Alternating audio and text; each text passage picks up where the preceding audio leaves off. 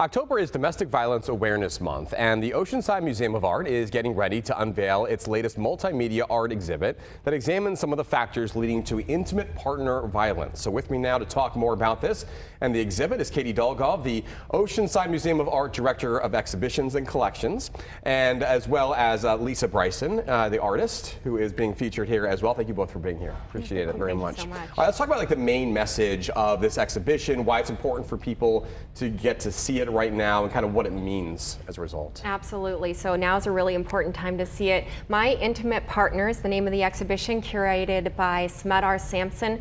And like you said, it's looking at the intersection of intimacy, power, and control that often underlies intimate partner violence, IPV, domestic violence. And we're really looking to broaden the perception of intimate partner violence beyond a women's issue into the social landscape that often leads to violence, and looking at the viewers' personal relationships to this really important topic. It really feels like education can be a really powerful thing as far as helping people understand this issue.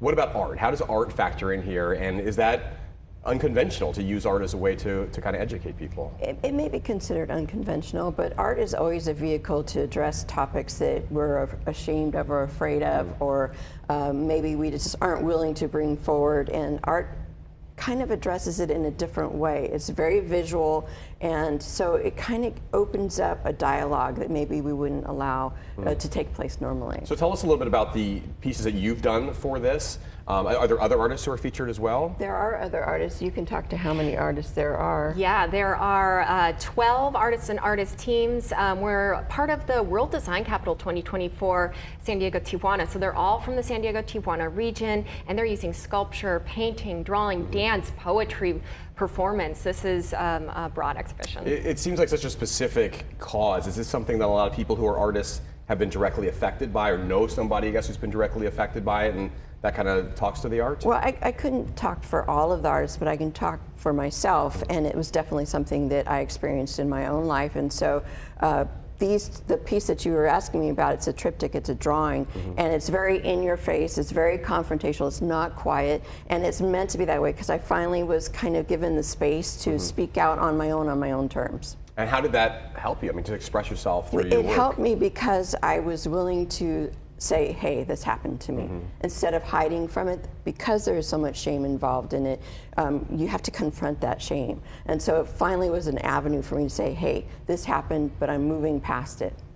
Katie, what do we hope people take away from this experience, seeing all of this art at the Oceanside Museum, and how do you hope people maybe think differently about it, or maybe feel differently about the situation? Absolutely. Well, whether we like it or not, everyone is part of this conversation.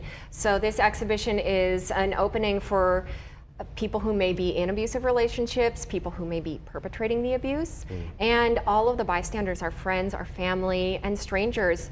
Art offers an open and accessible and possibly an easier way to learn about this very challenging topic. Yeah. And the idea is that you feel like you are surrounded by art. You're in a place where artists can safely express themselves around this topic, and you can begin to see the patterns emerging, so we can help be a part of the solution, identifying and eliminating it. It's interesting you talk about people who are affected by, or maybe perpetrators of. Are there people who don't realize that they're in a situation like this, either as a perpetrator or as on the wrong end of it, I guess? And like, how does DV show up in a way that shows power and control that maybe isn't even physical violence? Sometimes, and a lot of times it isn't physical violence. Yeah. Sometimes it's very subtle, and it's more of kind of controlling that person's identity, not allowing them to have the freedom to express themselves. It's taking control over many aspects of their life. And also the abuser is usually a victim themselves. And we need to look at it that way and address it and say, hey, you know, this conversation is for everyone to be a part of. Whether you are the abuser or you are the victim of the situation, we are all victims in it, and we need to be brave enough to address it. It's interesting, a lot of these things are able to come forward, like you're talking about, with the ability to talk through art, that people may not realize how widespread it is. how as a community can we better support people who may be victims of this? Maybe it's going to an art exhibit like this, or like maybe just even to recognize that this exists. Well, absolutely. We are so actually honored to be sponsored and supported by the Women's Resource Center of Oceanside, as well as the County of San Diego District Attorney's Office.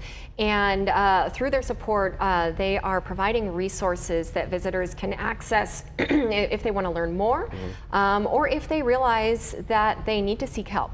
They can find ways to safely do so through the resources in the exhibition, or go to oma-online.org, access more resources there, and really you can't do anything until you learn about something. You need to confront these issues, and you need to be brave enough to learn about it. It's such an important issue that I think, again, it maybe isn't talked about a lot, but maybe the more we talk about it and show art and show different ways of expressing it, people will understand it better. Exactly. Katie, Lisa, thank you both very much for coming in to talk about it. Best of luck with this. It's at the Oceanside Museum of Art. It opens up this weekend on the 5th. Goes through March 16th, so it'll be there for about 5 months or so if folks want to check it out. And we have some info on our website if you want to check it out. There's a link on fox5sandiego.com under the Scene On tab if you'd like to get that information. And